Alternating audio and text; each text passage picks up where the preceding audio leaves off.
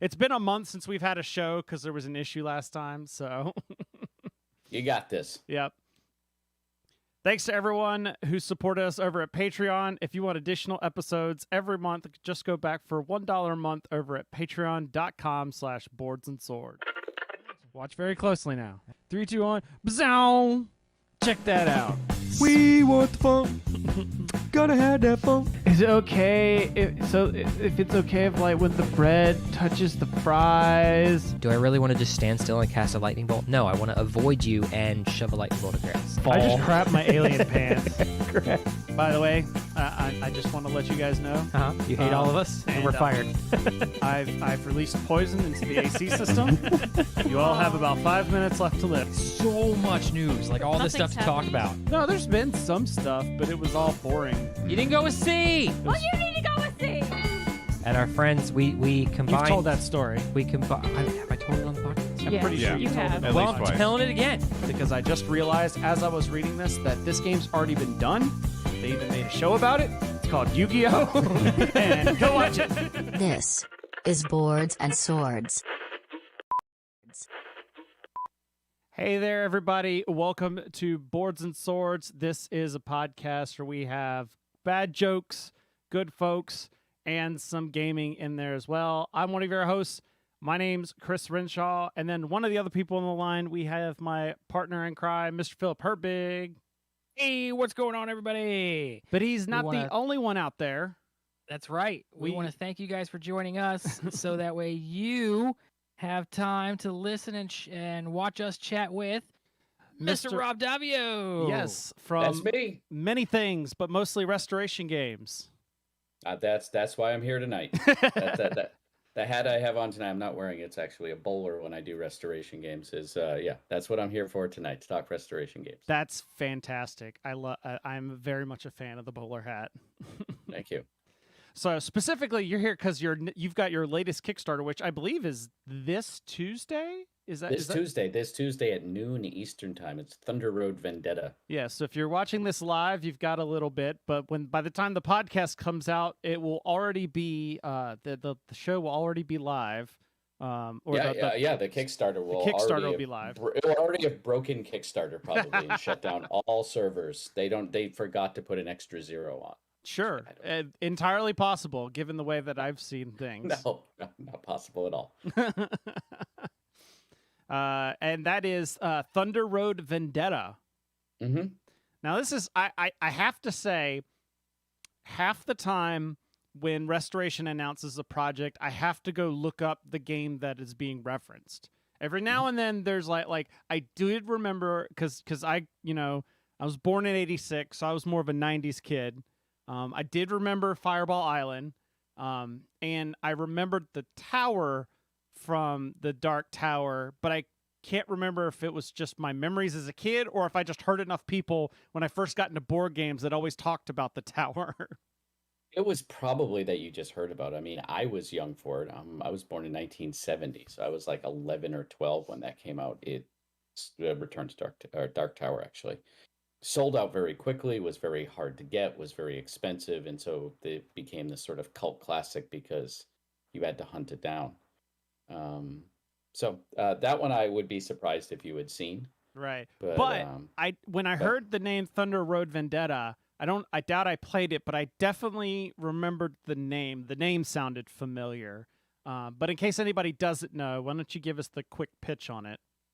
Sure. Thunder Road was a game that came out in the mid-'80s, I think about 1986, and was really capitalizing on the Mad Max movies of the '80s and a lot of the dystopian wasteland cars driving around shooting. And it's a game with you drive a car and you shoot people.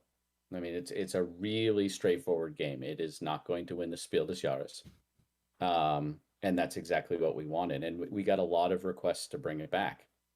And so Dave Chalker and Brett Myers are some designers, and they had been working on something on the outside, and they pitched it to us right before COVID. So sometime, but was that 2 to 30 years ago, whenever that time period was, right before COVID. Right. And they did a great job, and we took it. And while we were all in quarantine, the restoration team, we sort of did some development on it and refined it. And what we tried to do from the original game is keep the feel of the original game. You're shooting, you've got a chopper, you're swerving and driving on the road, and just tried to downplay the luck a bit. It's still a dice-driven game. It is a game of medium strategy and high cinema, I like to say. So your cars will blow up and go over ramps and catch on fire and explode, and all sorts of wonderful cinematic moments will happen. But sometimes things are going to happen a little bit outside your control, but it's like a 30 to 45-minute game. Nice. We rolled out some expansions where there's a giant truck that you can get, or a team of motorcycles, or fire and ramps, and you can have team leaders, and you can mod your cars, and we kind of rolled it all up, and the Kickstarter starts in a couple days. So, Philip, how interested are you at this point? Because this seems right up your alley. I'm Googling the Restoration Games website to get notified when the Kickstarter goes live. Like, Thank you very much. are we at like executor producer potential backing level? I don't know, man. Kickstarter's not live yet. I haven't seen how much my wallet's gonna hate me as soon as I click on these buttons. I make the base game is will be $60 retail in stores. It'll be a little bit less on the Kickstarter, like 50. We're just locking down some final numbers and double checking math, because freight, if you're paying attention to the board game world, is kind of a mess. So we want to make sure that we're accounting for variations in freight. So by the time this goes live on Tuesday, we will have locked it down. If you buy the main game and the 3 expansions, we put them in one custom box for you. So you don't just get 4 games, you get the box with the stuff in it, and that's $145 for the whole thing. So we, instead of giving you 4 things, we just give you one big thing. I make fun of Phil because there was, what was it, Tiny Epic Dungeon, Tiny Epic Mechs. You're correct. Yeah, Tiny Epic Mechs. He backed at like $250 just to get his name as like an associate producer or whatever in the game. That's right. Me and 14 other people. So if you sign up now, if you're watching live, you can go to restorationgames.com. You can sign up to be notified, and then when it opens, and that's about the only early bird special we give, which is we're going to throw a keychain with a Thunder Road Vendetta keychain into your package as well. And we'll have stretch goals and be unlocking other things to sort of expand it, as most Kickstarters do. All right. We're gonna come back to Thunder Road Vendetta in a second, because we've got lots more to talk about that. But first, we've got some news bits.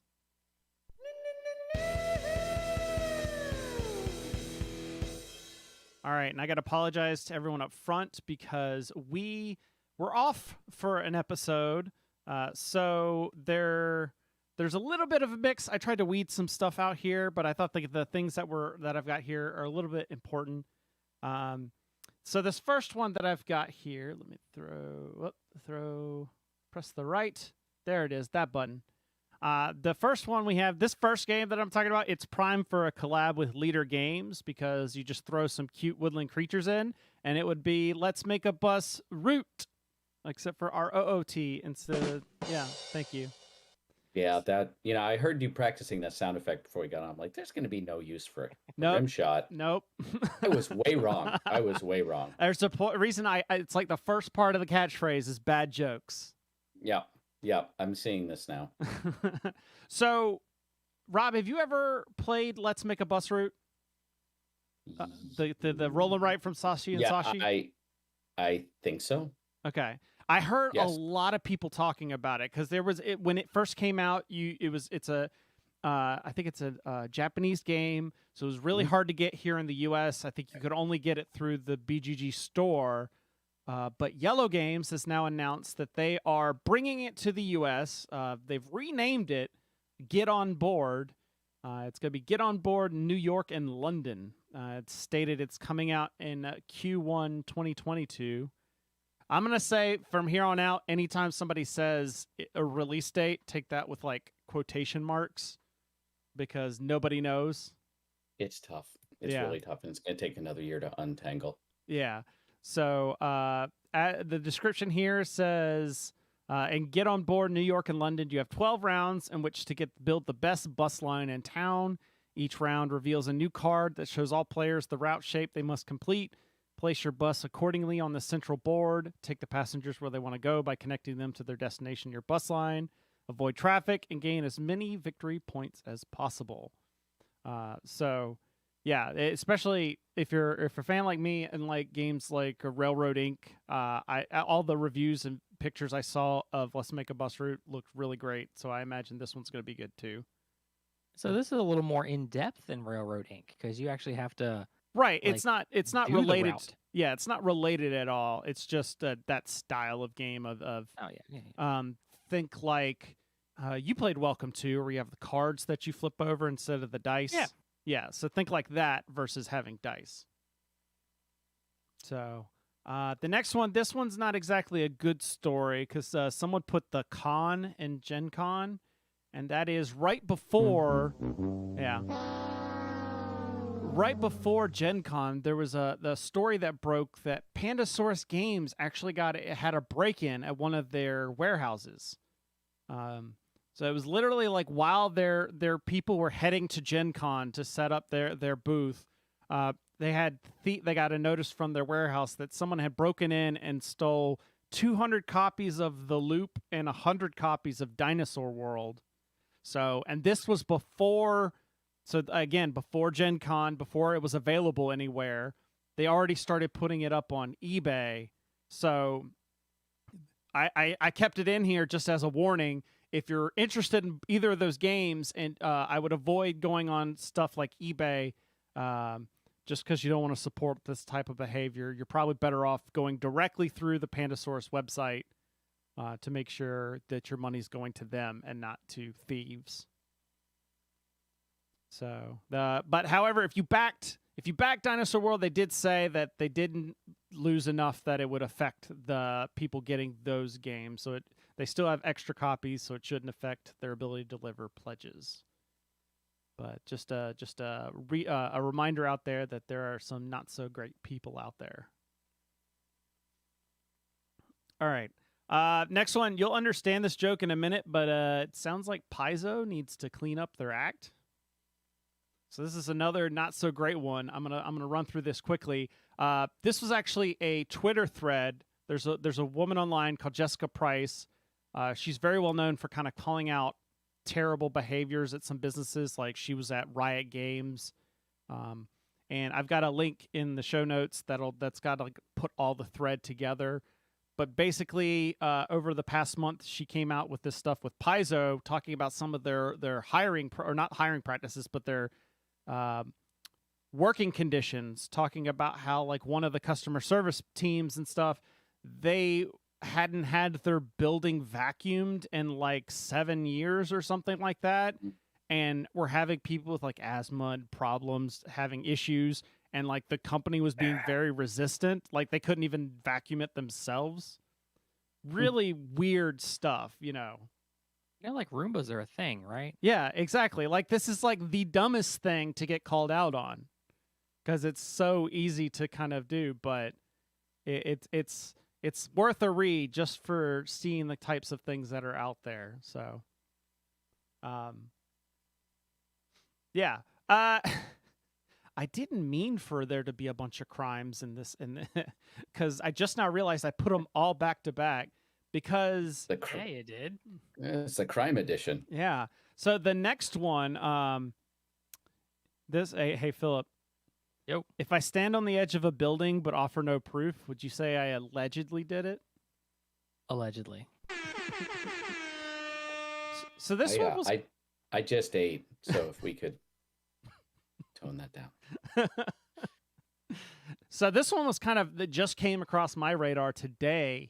And that is, if you remember a month ago, we talked about how FFG, that they were putting Keyforge on hiatus because the algorithm was broke or not working right. And everyone was like, what does that mean? How does that work?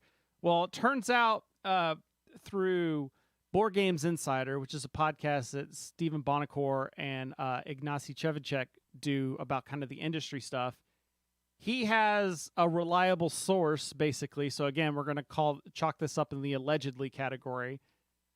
That it's not that the algorithm broke, it's that FFG got hacked and ransomwared, and so they don't have access to the algorithm anymore because they weren't willing to pay the ransomware money.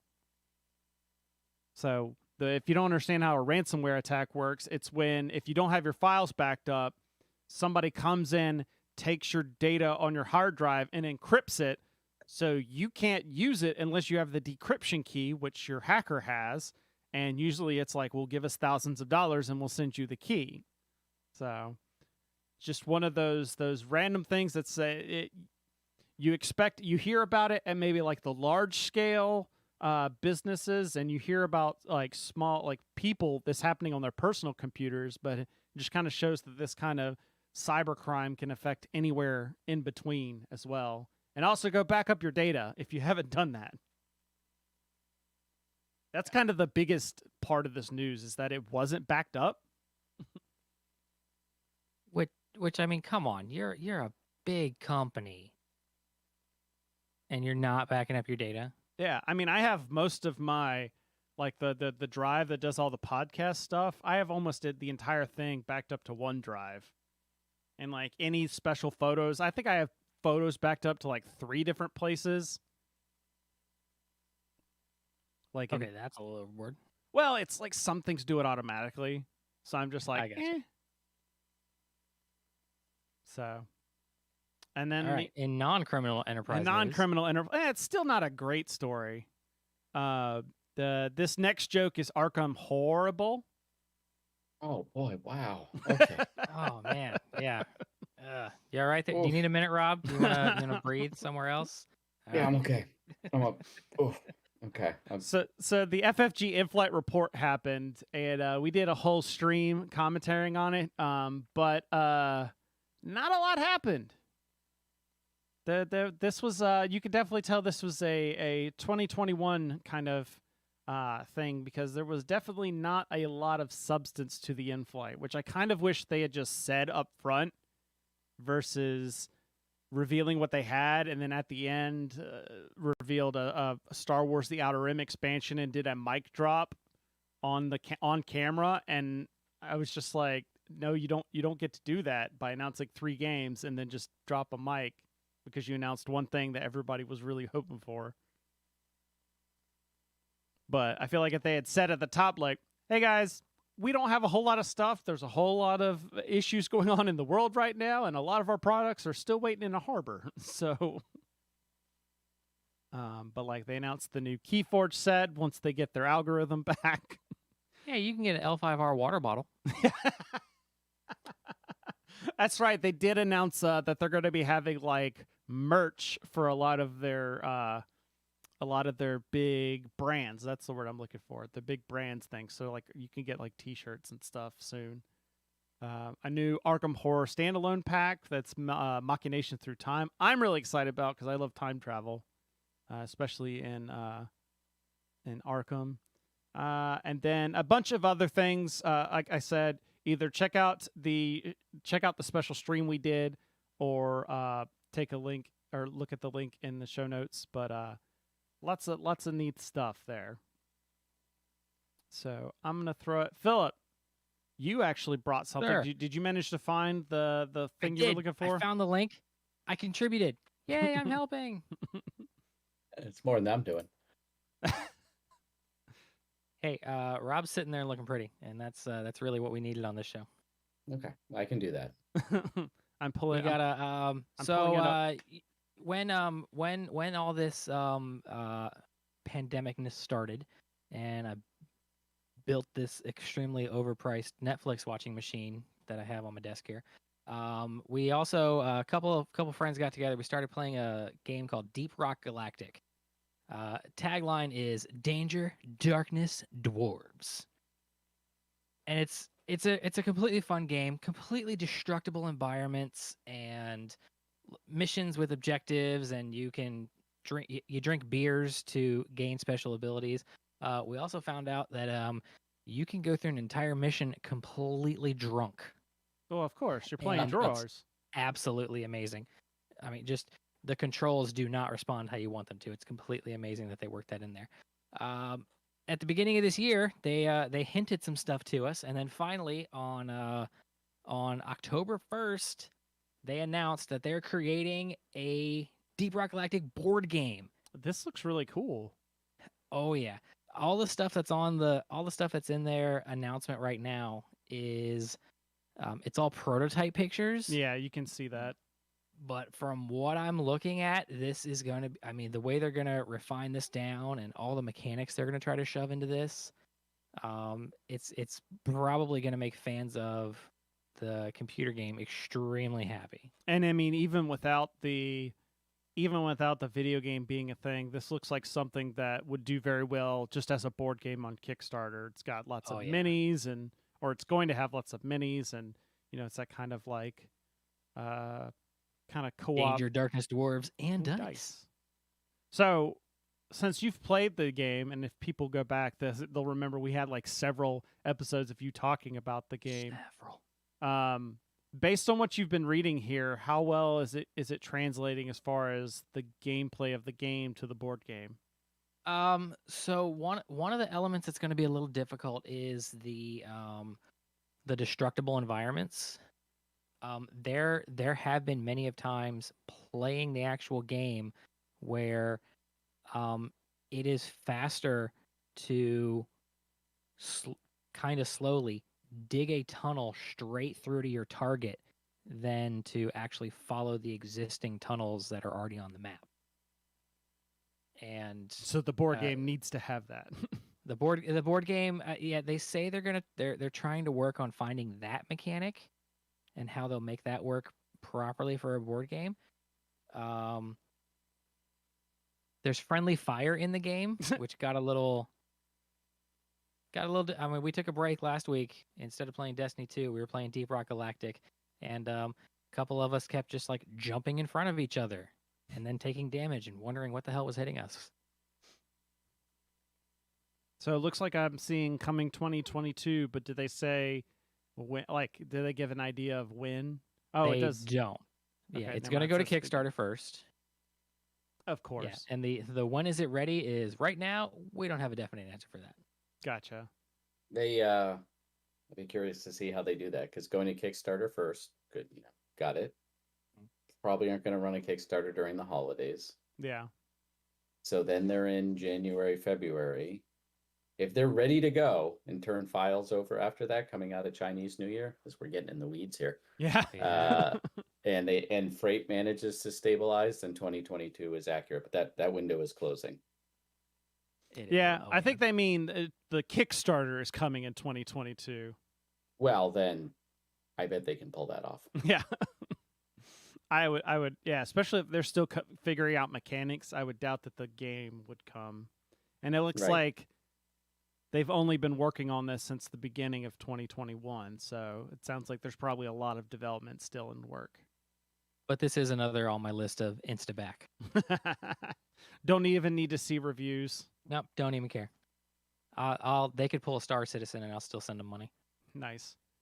All right. Well, I'm gonna tell one story before we turn things over to Rob. So if you've been listening to the previous show, you know that I've been jumping in full headed into Warhammer 40,000. Rob, have you ever played 40K at all, or any of the Warhammer stuff? A long time ago, like a real long time ago, 15, 20 years ago, like sort of my early Hasbro days. There were some people who really liked it, and they would, get together and do battles, and sometimes they'd let me, like, here's your army, or here's your flank. Right? That's like the best way, right? I never collected or painted. Like, I understand it. Yeah. Not enough. Like, I couldn't play right now or teach the rules, but right. I played enough to know what you're talking about. So I've recently, jumped in full feet, and the problem is that all my friends have been on trips. So the people I usually game with, two of them went to Gen Con, and then two of them, like immediately after that, went on another trip. And we've been doing kind of this. Anytime someone goes on a big trip like that, we wait 14 days before we play in person again. And so I haven't been playing anything except for just the weekly Warhammer games at night. And although I do really enjoy the fact that I can at least do something gaming related during the week while I'm painting stuff.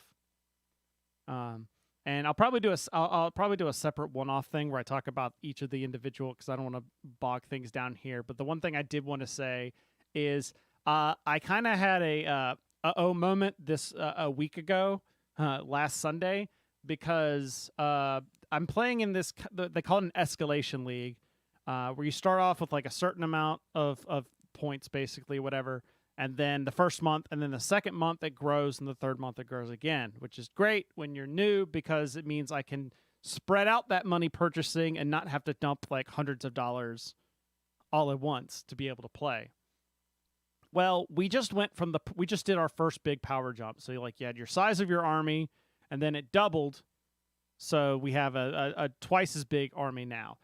And I thought that it was going to be a same size bump for the third month. So I've been planning purchases out through October to get the 1 or 2 units I needed to make that same size. And then last Sunday I was talking with somebody and they go, "No, it's going to double again."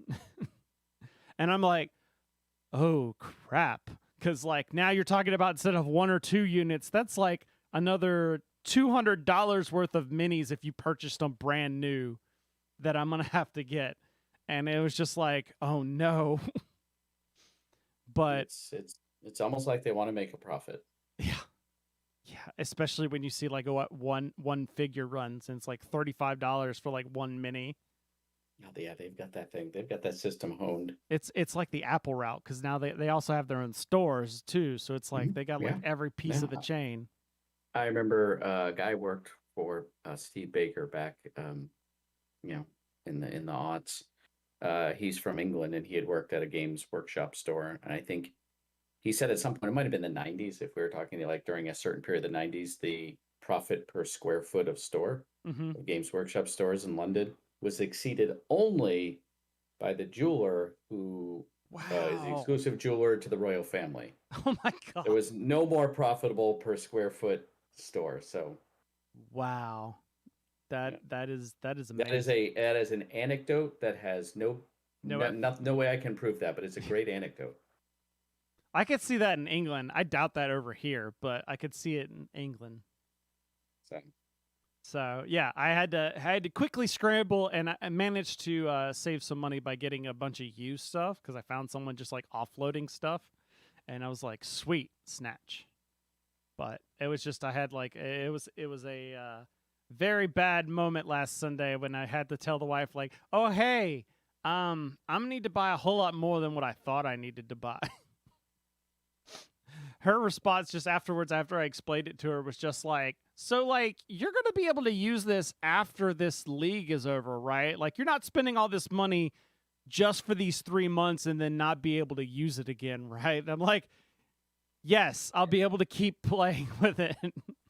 You didn't Batman smoke bomb and just and I'm gone. I am the night. So when I invited Rob over here on the show, I asked, did you have any sort of interesting stories that came up during playtesting that would kind of share? So I'll turn it to you. What have you got? It's interesting because a lot of our playtesting is remote, so we send stuff and we get feedback from people, especially during COVID times. And not during COVID times, I'll bring it over to friends' houses or like we'll show it at conventions, and you get to see people's reactions. So my face-to-face interactions, face-to-face, so to speak, on camera, were the development team for restoration, and then just whatever people decided to say for playtesters. And there seems to be a common thread for Thunder Road. There isn't like one particular moment, but there's one particular theme that comes through, which is people keep saying, you're making me feel like I'm 11 years old again. Which for this game is the biggest compliment, because that's what we're looking for. Like people will just drive up and do a risky and or ill-advised plan.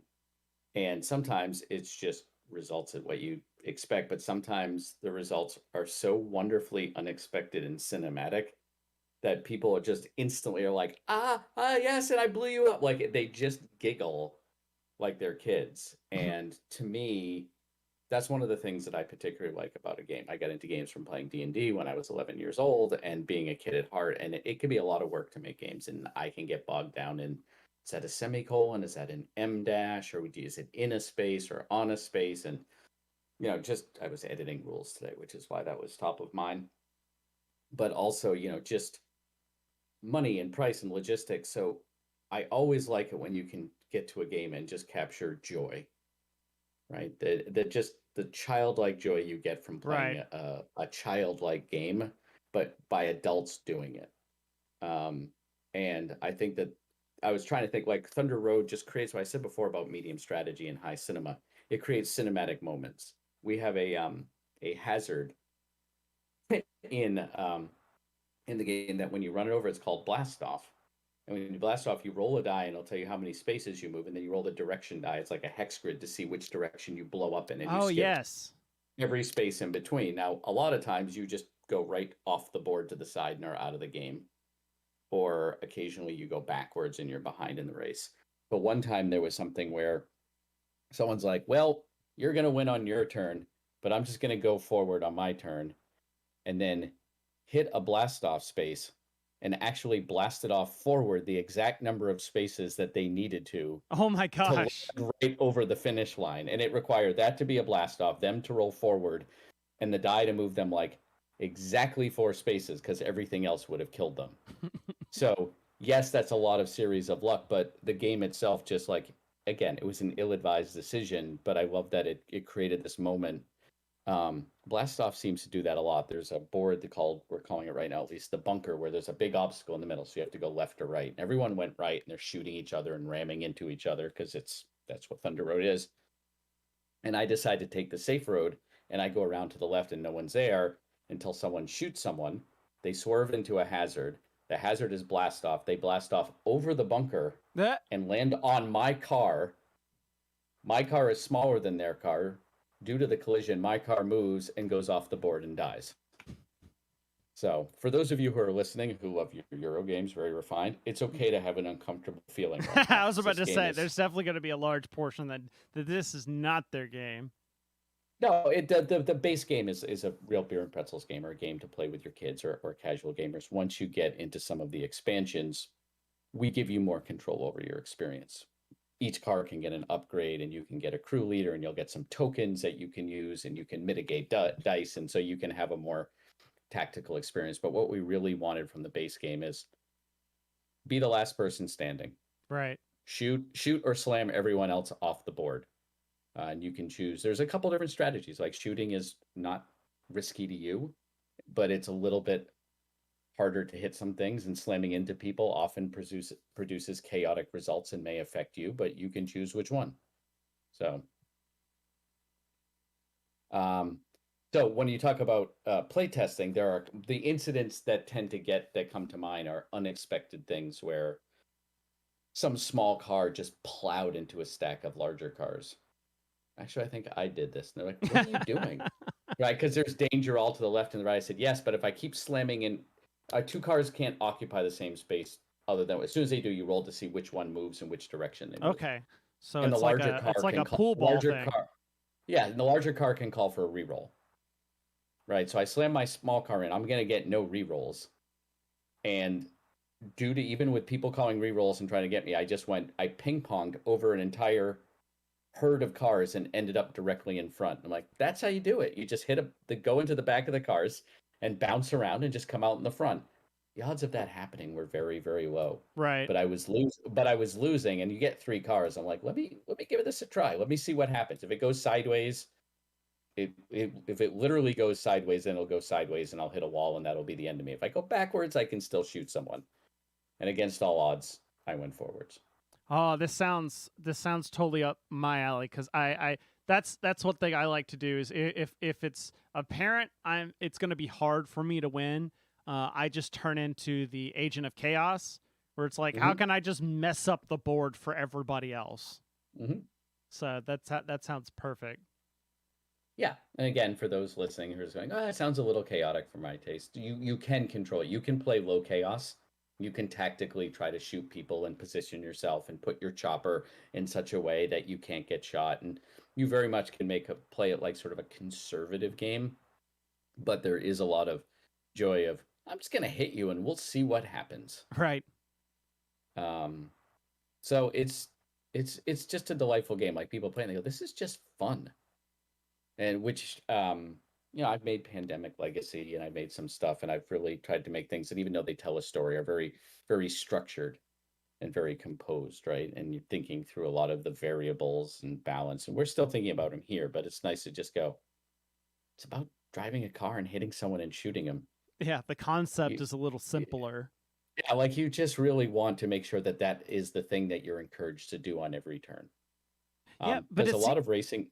Oh, sorry. Go I ahead. was just gonna say it seems like the kind of game though, because there's a couple of games like this where it's like every time you play it, you've got a story to tell though. Like when you're chatting with your friends later, like, oh my gosh, I got to tell you about this thing that happened in this game I was playing. Right. That's the thing that excites me about games. Like I said, I started with D&D, so I want games that leave a story when you're done. And so I tend to make games that have story moments. And this one is no exception. Although in this case, it's weird. I'm moving into like, I leveled up and became a grown up. I'm like the creative director, right? I'm here talking about it, but it's like, Dave and Brett gave us a game that basically did most of what we had here. Mhm. And then we had an internal design team that had to figure out like how we do this affordable and start playing. Is there a problem with 2 players and 4 players, and how many boards can we put in a box, and are there rules loopholes, and where is the game slowing down? But just along the way, it was just a series of people who were saying, this is a Mad Max inspired children's game from the 1980s. How do we just add a little bit more to make it work now? Right. So do you have that often where it's somebody comes to you like, hey, I remade this game? Or do a lot of times do you have somebody give you a game and then you be like, well, this is almost like this game? Or is it most of the time already the idea's already there? Well, with restoration games, we're always just redoing old games. And the question is, do we do it internally or do we do it externally? And like a lot of other companies, we've had success. Like we have a game line called Unmatched, right? So we're expanding that line because it seems to be going well, and there's a whole bunch of games up here. Yeah, I noticed that. And we so sometimes we're looking to just expand our own lines, and then you end up with when you become a publisher, you end up with a lot of business decisions. We need a $20 game. Do we need something with domestic manufacturing? What's miniatures like? Is it too close to this? Is it too close to that? But we do occasionally talk to people who say, hey, I know a game from the past that I want to redo. And before they really dig into it, we say, well, let's just check are we doing it already? And how many people have asked for it? And it doesn't really matter if not many people have asked for it. We've done games that not many people have asked for, and some have been successful and some not as successful. And if we kind of like their pitch, we'll be like, yeah, take that and go play it. And go design it. And then when you get something that you feel is competent, then we're happy to look at it. Now, the danger of them is if we don't like it, there's not a lot of other people who would Right. buy a restoration. But you've kind of cornered the market there. Well, people always do reprints and things like that. It's kind of our only thing, whereas other people, it's one of the things they do. And so we tell people don't go too far with it, because we want to be able to say if for some reason we're passing on it, we've moved on, or it's too expensive, or the pitch was good, but we're not saying we don't want you to have spent a ton of time. So just get it enough where we can play a couple turns and get a sense of where it's going to go. And only about a third of those do we pick up at that point. But we're doing more and more internal stuff these days because we have a design team of about 4 people. I mean, we all wear a lot of different hats. Nice. And so with 4 people, we can do a lot of our design work internally, which makes it a little bit easier, because if we walk away from an idea, I've wasted my own money, not other people's time. Right. Right. That's got to be really nice, especially. So is all your team, are they in separate areas, or are you all in the same geological? No, we're all remote. I mean, Okay. there are a lot of us are in the Massachusetts area. Our production person is my wife, and she's in the other room. So there's 2 of us in the same house. And then a woman, Jen, who runs our conventions and our customer support, is a friend of ours. And when she started, she was in a different city, but she ended up living like half an hour away from us right now for a little while, because her husband is a visiting professor at a local college. Okay, so you got some. But we're all remote. I wasn't going to do the entire play-by-play, I realized. And we've always just used Zoom and worked remotely and things like that. So the pandemic didn't change a lot of how we did business. It changed playtesting and conventions, obviously, and psychologically it changed things quite a bit. But the team meetings were the same, and the pipeline was the same, and the flow was the same. Gotcha. I was just gonna it gives you the idea of like your play groups are all completely probably separate for playtesting. It's not like you're all standing around the same board doing Yeah, unless it's very online. it's very rare that we're in the same place. It's almost like unnerving. So that is something. How was that as far as, obviously most of this was most of this development still when we were kind of pre-vaccine, or was this Yeah. all okay? No, a So lot of it was in 2020. yeah, like as opposed to other games where you had a lot of in-person playtesting, this one must have been mostly digital then. Or just those? Yeah, this game was almost exclusively digital, and we had to make sure that we said, hey, we have to print this out and put it on the table before we go to Kickstarter. And so earlier this summer after we got vaccines, we printed it out, we brought it to convention, is this too big? Is this too small? Right. You can run into a real danger when you're just using digital play testing, where you can make unlimited copies of something you need, or dice. You can clone dice and you have no idea how big things are. And then you put it in the real world and you go, we can't afford this, and you need a ping pong table to play it, or it's too small to read at the sizes we thought. So the one thing that we realized pretty quickly is, make sure you print it out. Make sure you take a box and say, this is how big the box is going to be. And really, because at the end of the day, it's going to be on a table, not on a screen. Right. Yeah, that's got to be. It's going to be interesting for the next couple of years, as a lot of people going through the same thing as far as doing a lot of digital development. So are they going to be kind of similar in the vein as like the Downforce cars, about that like size and quality? Or about the same quality? It's the same manufacturer, and they will be two pieces like that, where we'll have a chassis and then like a carriage. We'll put them together to get a color break. There are 3 different cars in 3 different sizes: a small, medium, and large. And we're working to make sure that when you look across the board, that's the small, like the large is kind of like a van and the small is kind of like a buggy, so you know which size it is.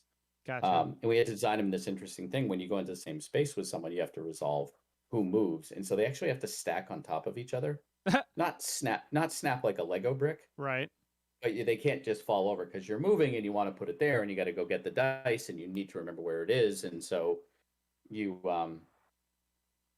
needed them, no matter what they were, to be able to stack in any particular order. But we're looking for the same level of quality. And you get a chopper. The original game had a chopper up on something, and the rotor spun. And we were talking to people who had played the original game. They're like, "Oh, that was the best part, when it wasn't your turn. You could just spin that." And I was like, "That was really the best part of the game?" But they said no, but it was important. So we needed a chopper. So you need to have a chopper with a spinning blade. With a spinning rotor, because it came from several different people. And what we always try to do, and I think we succeed by and large, is to make sure that what you get in our game is as good as what you got in the original game, right? It's not going to be smaller or cheaper. Oh, this was plastic, but we went to cardboard. We can't always make it bigger. And memory is a tricky thing. Like with Fireball Island, people were saying, "Oh, the original game was huge and it was this big," and we'd show them ours, and they go, "Yeah, yours is a little smaller. Ours was 150% bigger." Right? But you're a kid. I was about to say, it's a size perception of when you're a kid. Right. So we end up with these weird things like, here's the dimensions of the original Dark Tower. Here's ours. Are we doing a good job of not only making it more robust and more interesting, but does it feel like it has the same presence? And sometimes it's not just the size of the thing. Sometimes it's the lights or the shell. So the cars, if you played the original, will be, I think they're a little smaller than Downforce, the large car, or about the same size, but that's about the scale we're looking at. We've gone around and around on the exact size of the spaces and the cars, and it's kind of funny because every meeting sounds like, "What did we land on?" for a year and a half. Yeah. It's like, we just went on, and someone has to look, and here I am on a podcast. I'm like, I don't remember where we landed. Right. On the, I think roughly 40 millimeters for the length of a car. Might be a little more, might be a little less, but that's the general idea. Although I can't wait for the inevitable when it gets out into the real world and people start subbing in whatever cars they want to use instead. Like my favorite thing is with Downforce, people would get the there was a Monopoly gamer that had Mario Kart pieces. Yeah, Monopoly Mario Kart. And they fit the same size. It really fits the vibe. And yeah. We were like, "Oh, we should get the license," and then we're this tiny company, and it was Nintendo. I'm like, "Oh, we can't afford that." Yeah. So it's just one of those "Oh, hey, this is a good idea, but we're not endorsing this in any way possible." So it'll be interesting to see what people do with a game like this, and I'll say people will try to come out. People will take their Warhammer type miniature battle thing. Someone will find something and Yeah. and make it better or different or work for them. they'll think it's better. They'll think it's better and it'll be better for them. So it's better. Yeah. It's just, like we do our best job to put something on the table that we think this is the best thing you can get, where we make some money and you didn't pay too much money and everyone can play. And we think this is the best thing you can get. But at the end of the day, it's not going to be the best for everyone. People Right. come up to me about house rules, like, we're really sorry we changed this rule. I'm like, is it better for you? They're like, we like it better. I'm like, good. Yeah. Right. It only makes me mad when I'm like, that's a much better rule for everyone, not just for you. Where were you for the past year? Why weren't you in the meetings? So, Or you get the opposite, where somebody's like, "Oh, I've played this like one time, and this is broken, and we need to play this house rule in order to get it, in order for it to be right." Yeah. Just part of the industry. Right. People seem to forget the making money part, though. Like, people, they think that they should get all this stuff for like free or at cost. That you should only do it because you love it. Well, I do enjoy it, but I also like paying my mortgage and Right. buying groceries and things like that. And we're all making like thin margins. No one's like, there is, we always want to say we'd love to put in this or make it a little bigger or do this, or we're like, yeah, but if we do that, we actually lose money. Right. Or it's $100 for the game, and we can't afford that. People won't buy it. So it's this constant battle, and I've been in the industry for almost 23 years next month, and same questions were brought up in 1998 when I started. It's just part of it. Philip, you got any questions? No, I'm over here listening and absorbing everything, man. He's just eating his popcorn. Mm-hmm. For Mike Hargis in the chat has talking about he's a big Gaslands fan. Have you heard of Gaslands? It's from Osprey Games. Not well enough to speak of it. It's basically a miniatures game where you take like Hot Wheels cars and trick them out to make them Mad Maxy things. So very like more of a serious version of that kind of thing. So, but he said he's looking into this for sure, because it's definitely going to hit that same vibe, at least for theme.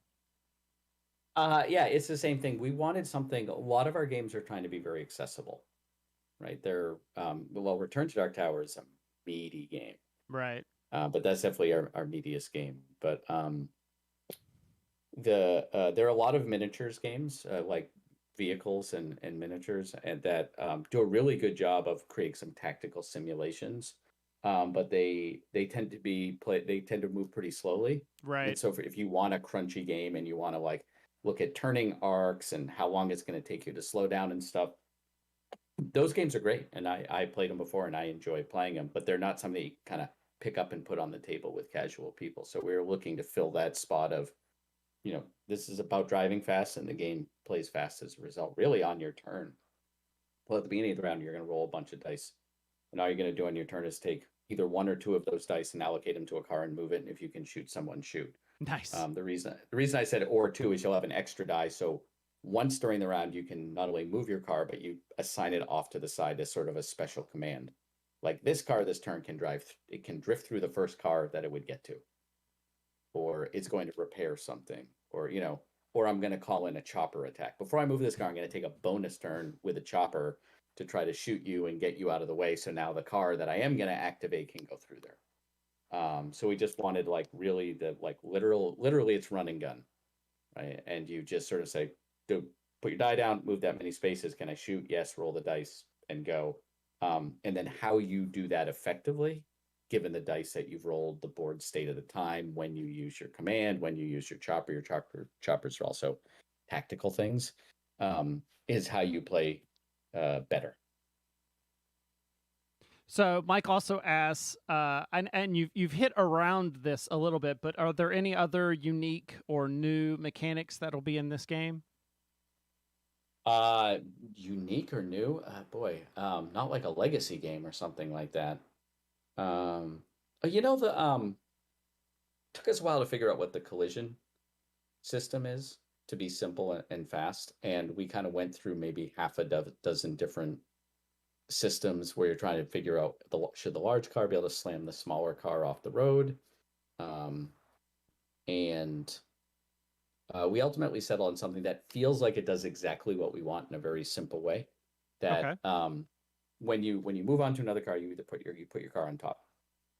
And I'm about to say something that's going to make some people giggle, but we're just going to roll with it. And then you roll 2 dice, and the one die tells you whether the top or bottom car moves, and then the other one tells you which direction.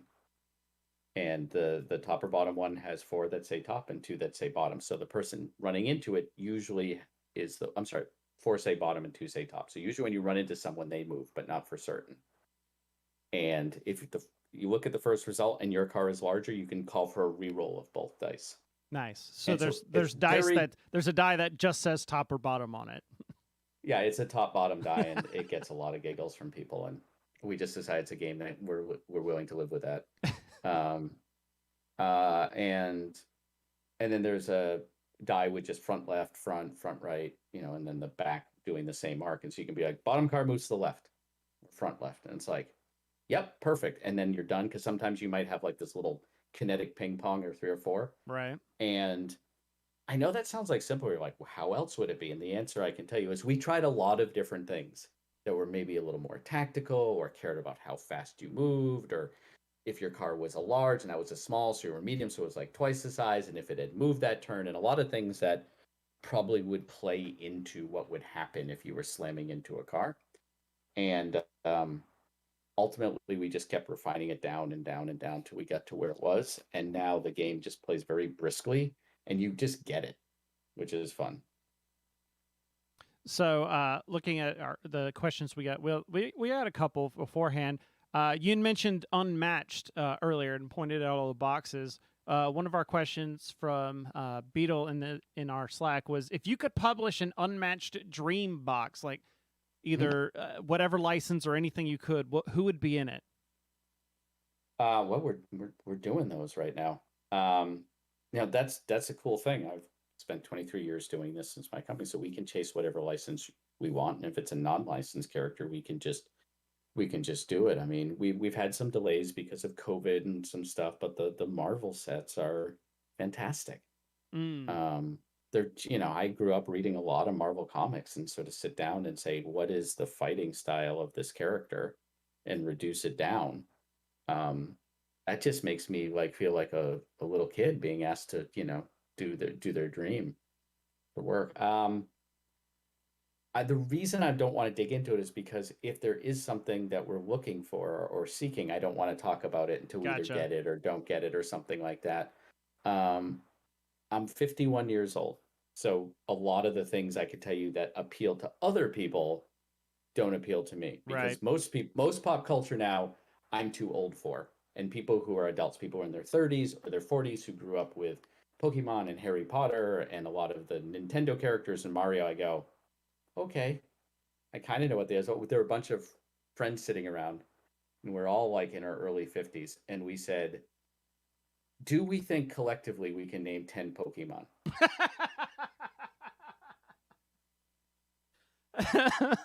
And we got to 7.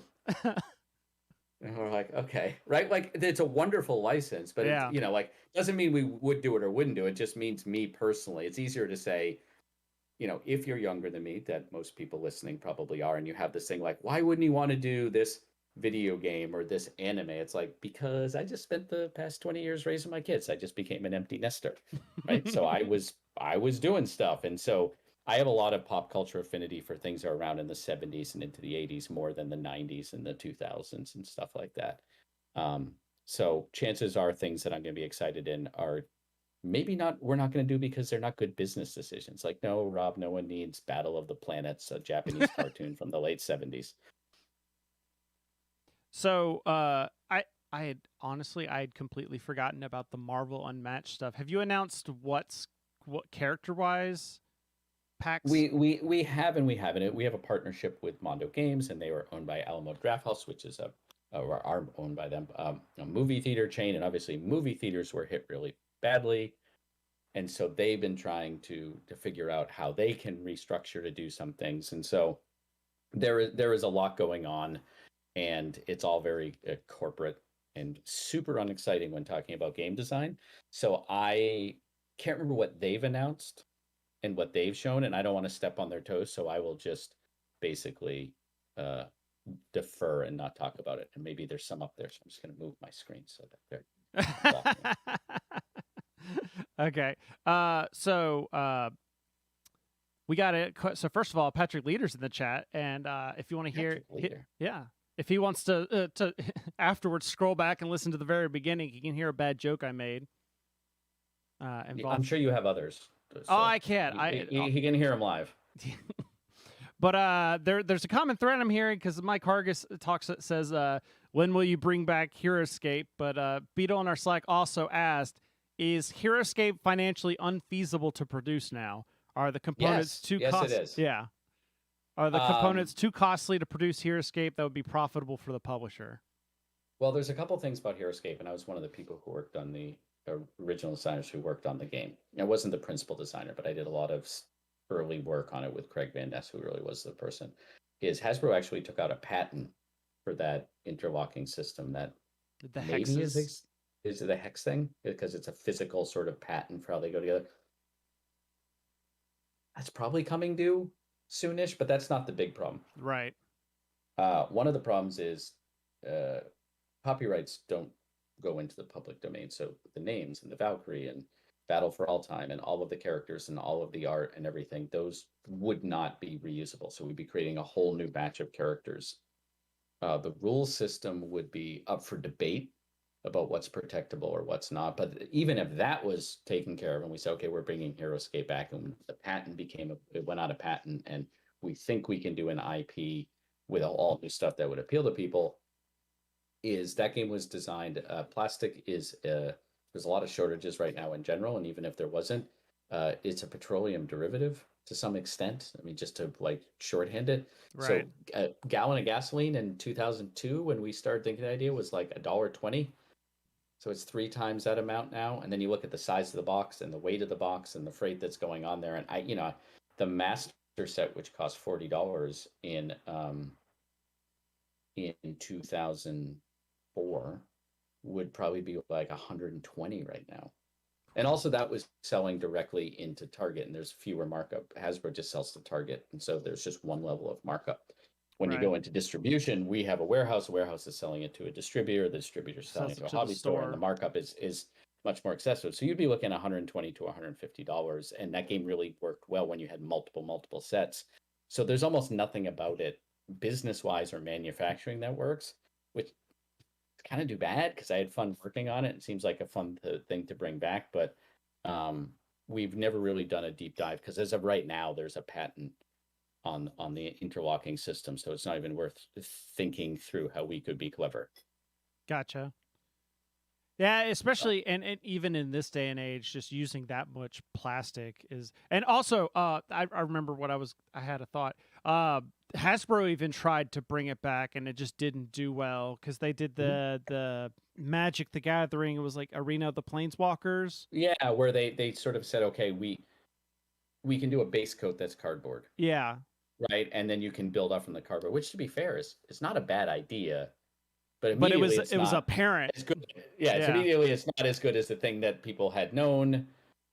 And it went to Wizards for a while, and like they tried to make it work with D&D, and they meanwhile the price of gas is going up. Yep. And the economics just didn't work. And when we talk about restoration, trying to equal in the past, those were pre-painted figures. Yep.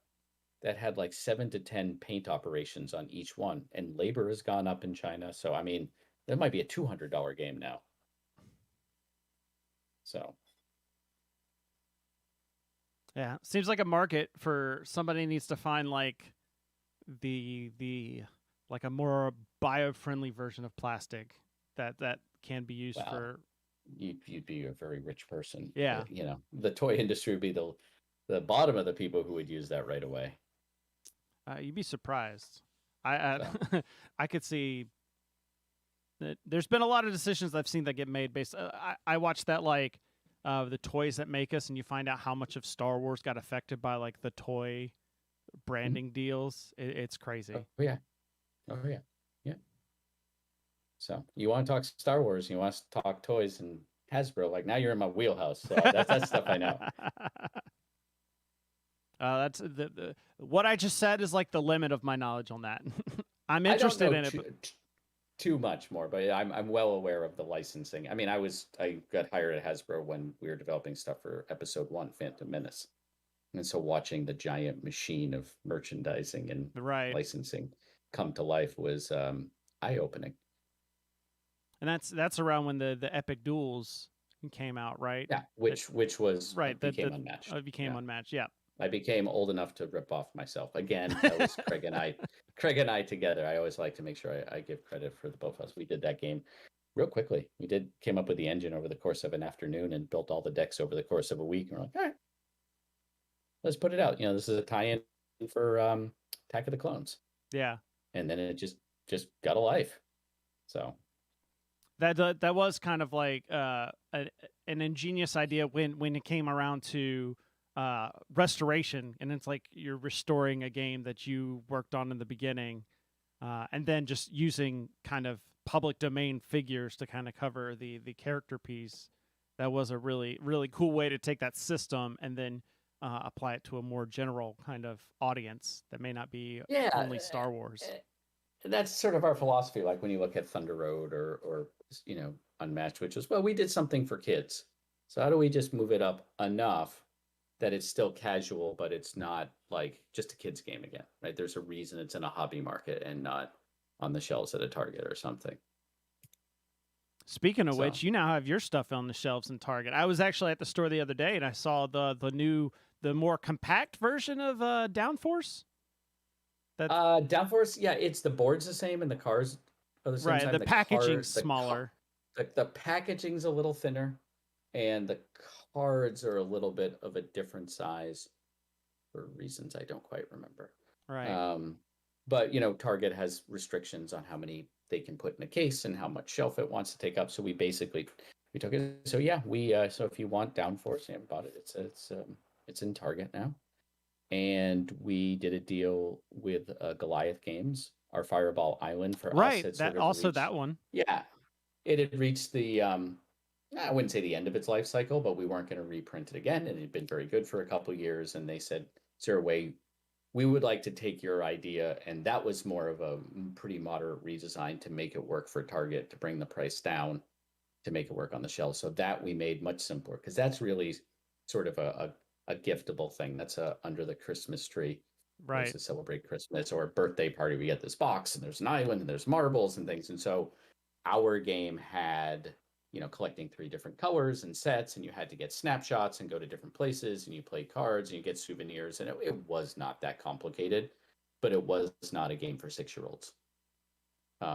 People listening be like, my 6-year-old can play this. Like, yes, but people who aren't listening to this, they're 6-year-olds. Right.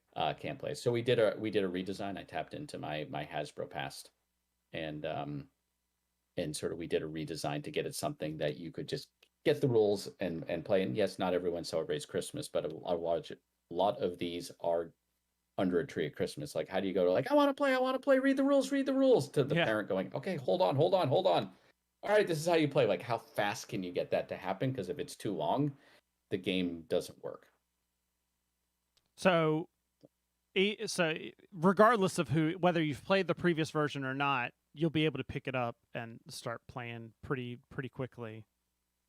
Yeah.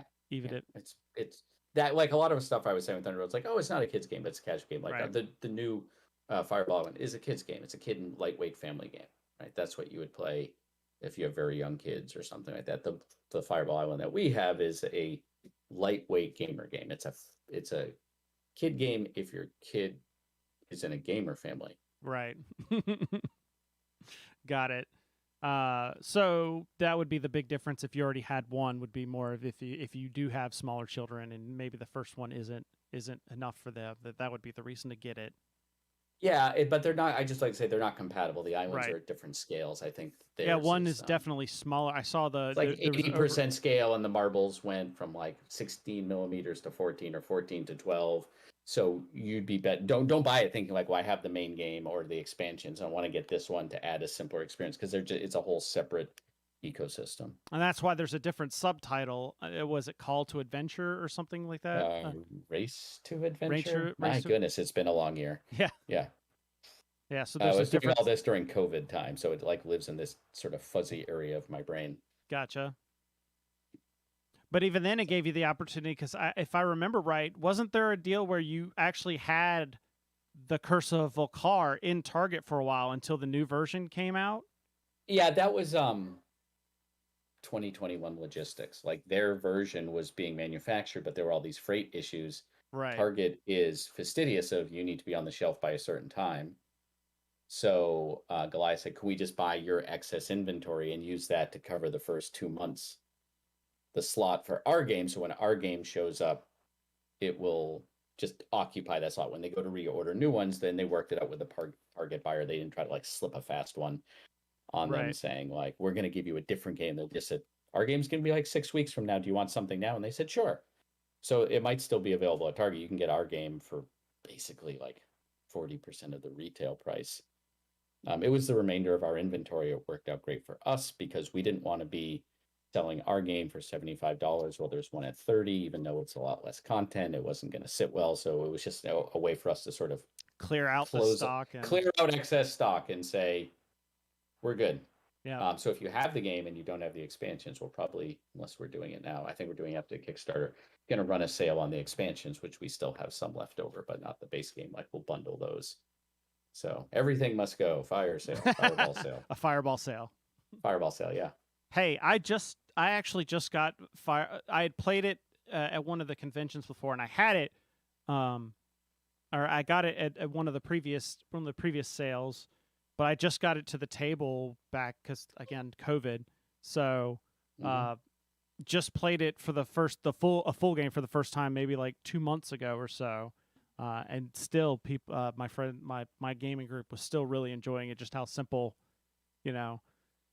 It's something about the past year where we've just not been big on like the big, heavy, thinky Euros, but something quick and easy just gets to the table so much easier. Yeah, that's where my head is these days as well. But it's weird because my head has to be there 2 years in front of everyone else's head. Right. Oh, by the way, Patrick Leaders, I'm assuming this is about Unmatched, but just the brilliance of drawing a card when a character move makes me furious. Yeah, I saw that on Twitter, Patrick. Thank you very much. That's those were two separate actions, drawing a card or moving, and then I got tired of having to choose between one or the other, so I just combined them into one action one day, and like, there we go. You're either playing a card or you're doing a little like going around the boxing ring, sort of catching your breath and moving. But it was one of those things that I could have sat at my desk for months and never thought to do it, and then one day when you're playing you go, I'm so annoyed by this, just make those one action, and then you look back and go, well, that worked a lot better than I thought it would. Yeah. So turning back again to Thunder Road Vendetta, Kickstarter supposed to launch on Tuesday. Is it a month-long Kickstarter or is it one of the shorter ones? About 3 weeks. 3 weeks? Okay. 3 weeks. So it'll go through the end of October and just into the beginning of November. I think our end date is like November 2nd, but let's just say it's basically run through the end of October. It'll be Tuesday, October 12th at noon Eastern, so you can do your own time changes from there. I leave that up to you. So, and again, knowing that everything's in a whack now, what's the estimated arrival? Knowing that about a year from now. So buy now for next Christmas. Yes, I mean, the world keeps continuing to surprise us, but barring any significant surprises, it'll be next year. We're in a position, it's interesting when you run a Kickstarter, if all the art is done, people go, oh, it's done, and I'll just wait. They want to feel like they're part of the process, but if you don't do enough, then they say, I'm not backing this. This is half thought out. So our art is well underway. And our production is well underway. But this is a good gut check when people look, I don't like the look of that die, or I can't read it, or I kept getting confused here. And we'll have our rule book up. We'll actually have a tabletop simulator module that lets you play like the first 3 boards. You can basically play the whole game as long as you're fine just playing on 3 boards as out of the the 8 that we have.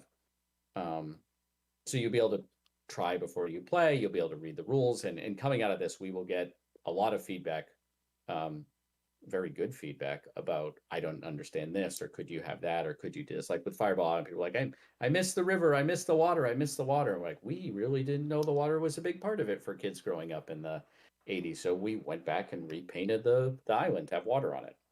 All that said, we hope to have it all wrapped up into our Chinese factory before they go into Chinese New Year in February, which means when they come out of it, it'll be made. And then if everything went exceedingly well, we're looking at Gen Con of next year.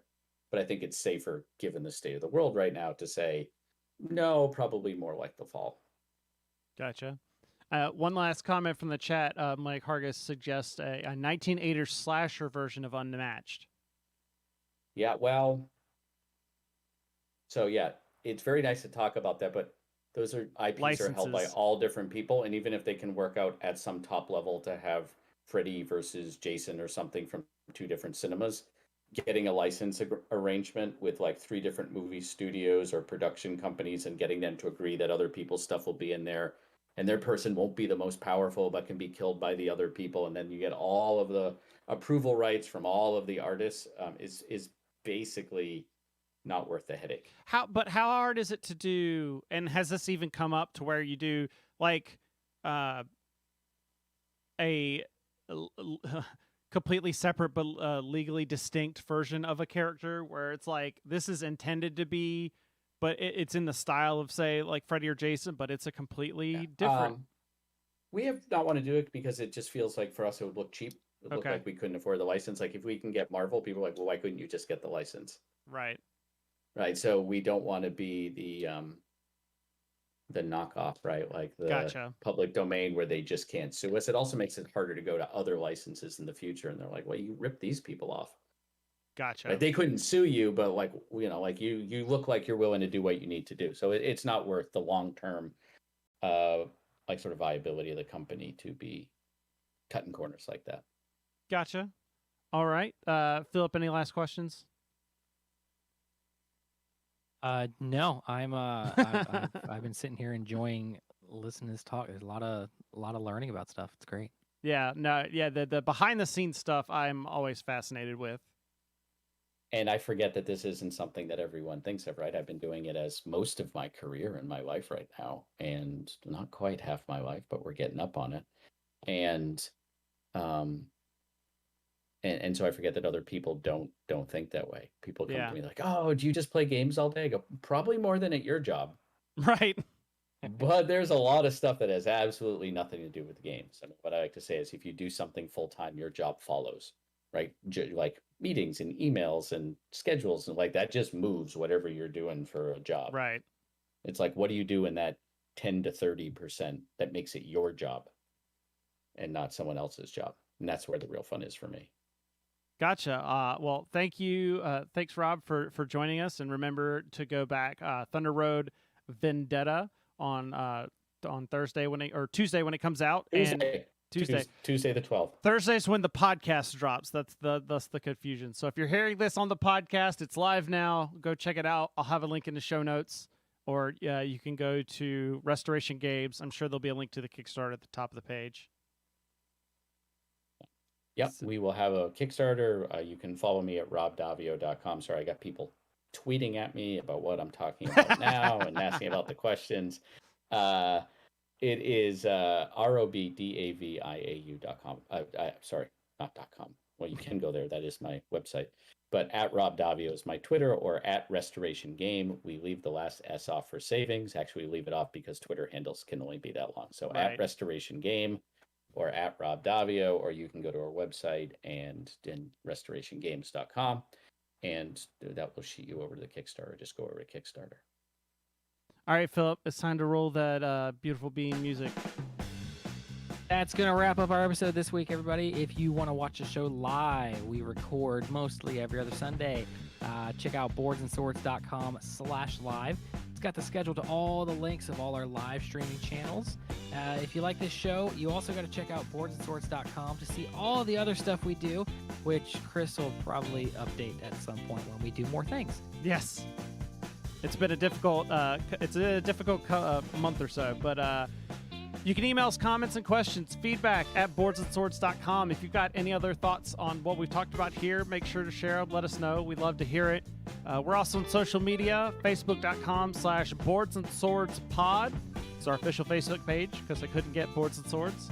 I'm at Boards and Swords on Twitter and at Boards and Swords Chris on Instagram. You can find me on Twitter as at Phil the Dirtbag. This podcast is also a part of Punchboard Media. For other great gaming podcasts, make sure you go check out all the other stuff, punchboardmedia.com. And thank you for listening. I didn't talk about it in the show, but once again, go check out patreon.com/boards and swords to help support the show. We'll be back in 2 weeks with another show. In the meantime, remember, every gamer has a story, and hopefully it doesn't cost you to pay twice as much on minis.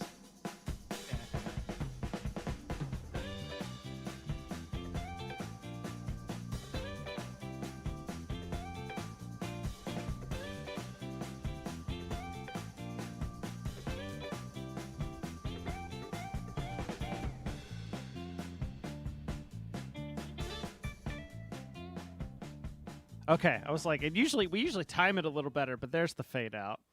Yeah, had to find the spot.